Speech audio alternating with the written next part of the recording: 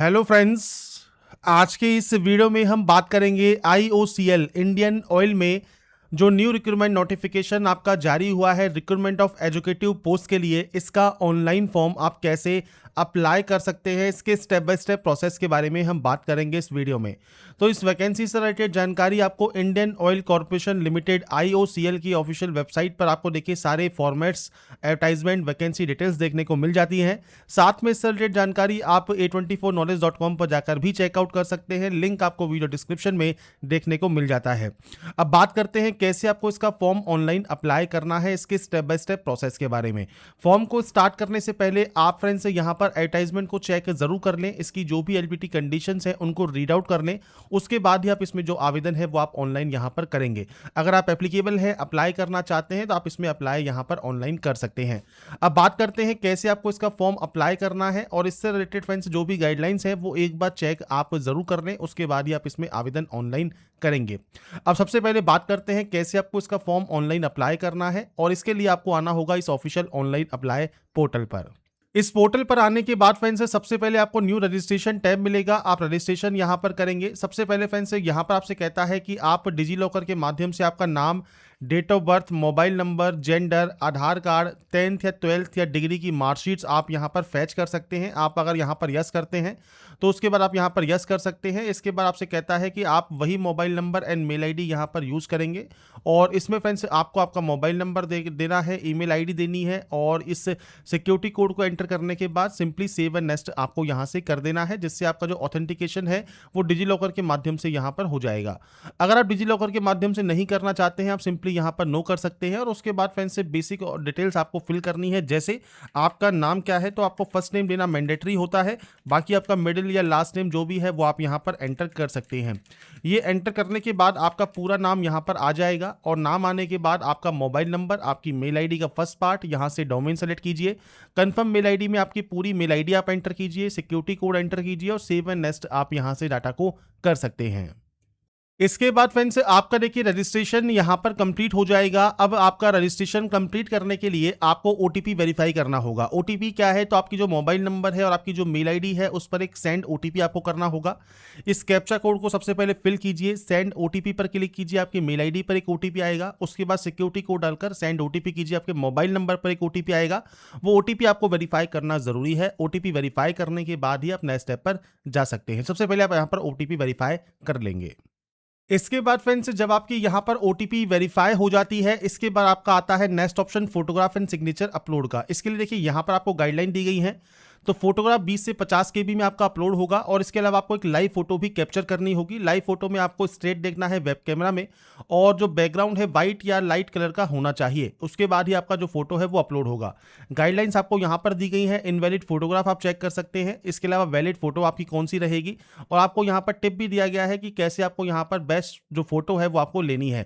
इसके बाद फ्रेंड्स आपको यहाँ पर ब्राउज पर क्लिक करना है, फाइल को सेलेक्ट करके अपनी जो इमेज है वो आप यहाँ अपलोड करेंगे। लाइव फोटो में दो ऑप्शंस मिलते हैं, कैप्चर फोटो। अगर आप वेब कैमरा यूजर है तो वेब कैमरा आपका ओपन हो जाएगा और आप अपनी वेब कैमरा से लाइव फोटो कैप्चर कर सकते हैं।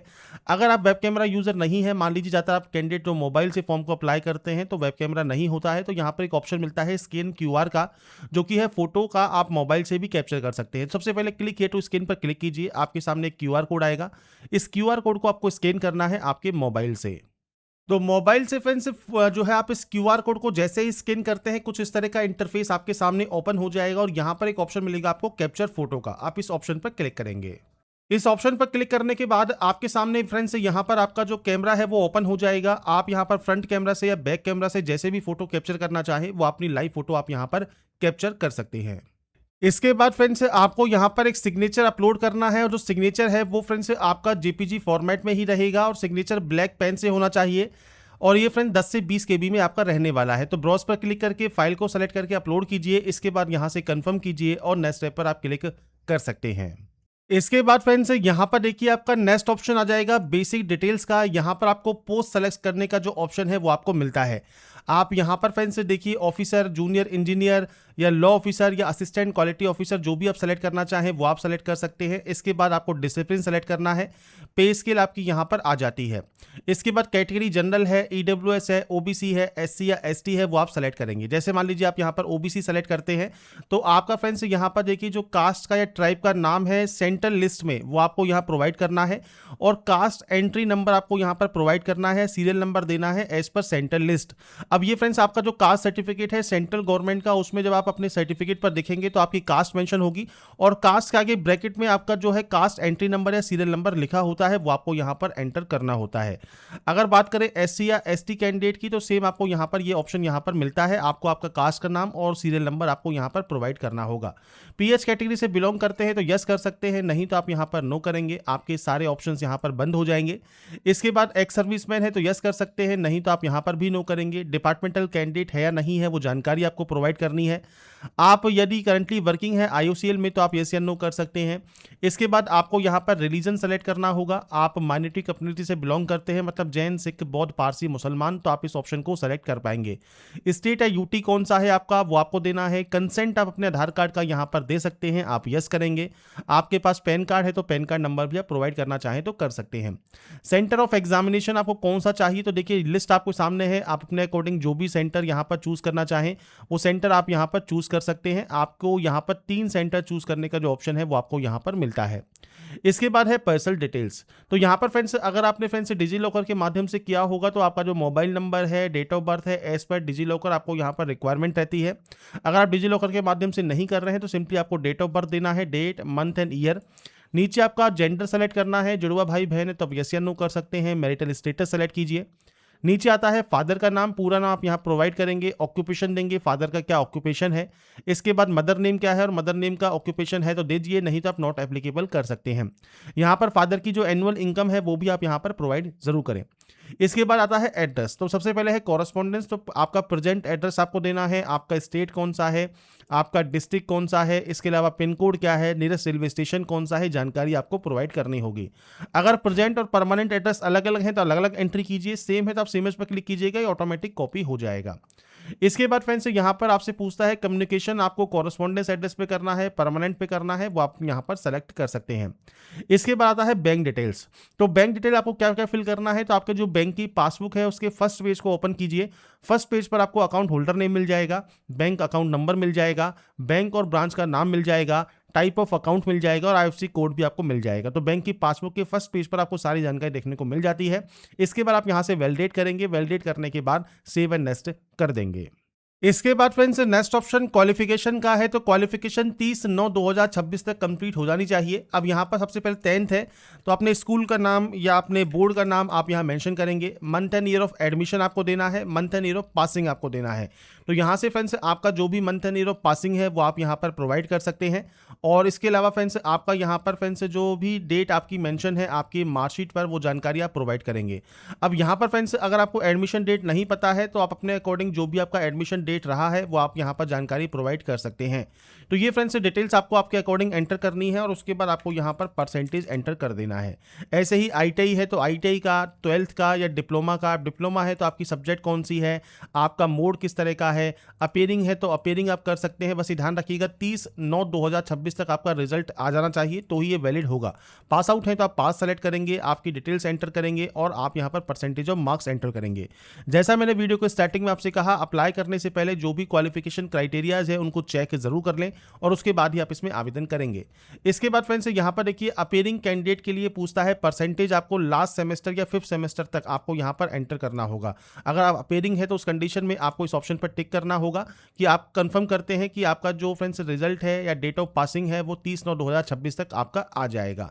तो यहाँ पर फ्रेंड्स ये ऑप्शन अभी डिसेबल है तो आपको ये ऑप्शन देखने को जरूरत नहीं मिलती, पर डिग्री वाले ऑप्शन में आपको देखने को मिलता है। तो अपीयरिंग कैंडिडेट अगर आप हैं तो आप यहाँ पर जो है इस ऑप्शन को अदर सेलेक्ट करके आप अपनी जानकारी यहाँ पर प्रोवाइड कर सकते हैं।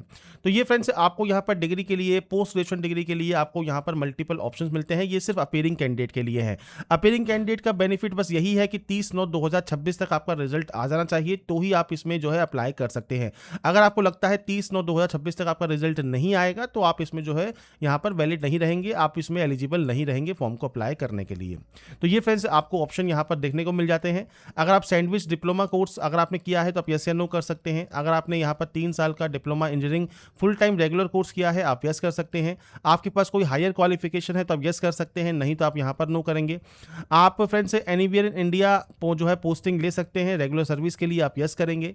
इसके बाद फ्रेंड्स यहाँ पर देखिए ब्रीफ डिटेल आपको देना है, जो आपकी प्रोजेक्ट अंडरटेकिंग है समर ट्रेनिंग पर जॉब के दौरान, वो आपको यहाँ पर जो आपकी ट्रेनिंग रही है समर ट्रेनिंग जो आपकी रहती है प्रोजेक्ट्स की, उसके बारे में आप जानकारी यहाँ प्रोवाइड कर सकते हैं। आप यहाँ पर फ्रेंड्स कोई भी आपका जो एरिया ऑफ इंटरेस्ट है या कोई अदर इन्फॉर्मेशन है वो आप यहाँ पर प्रोवाइड कर सकते हैं। अब ये आपको आपके अकॉर्डिंग यहाँ पर एंटर करना होता है। इसके बाद अगर आप प्रेजेंटली वर्किंग है तो यस कर सकते हैं, नहीं तो आप यहाँ पर नो करेंगे और उसके बाद यहाँ से सिंपली डाटा को वैलिडेट कर लेंगे। इसके बाद फ्रेंड्स आपके सामने यहाँ पर आपका प्रीव्यू सेक्शन आ जाता है। तो जो ये प्रीव्यू सेक्शन है इसको ध्यान से चेक कर ले। अगर आपको लगता है कोई गलती हो गई है बैक जाकर उस गलती को आप एडिट कर सकते हैं। आपसे कहता है कि प्रिंट आउट एप्लीकेशन फॉर्म का फ्यूचर रेफरेंस के लिए सेव करके रखें। हार्ड कॉपी जो है फ्रेंड्स यहाँ पर रिक्वायर्ड रहेगी डॉक्यूमेंट वेरिफिकेशन के समय, तो आप यहाँ से आई एग्री करेंगे और उसके बाद यहाँ से कंप्लीट रजिस्ट्रेशन कर देंगे।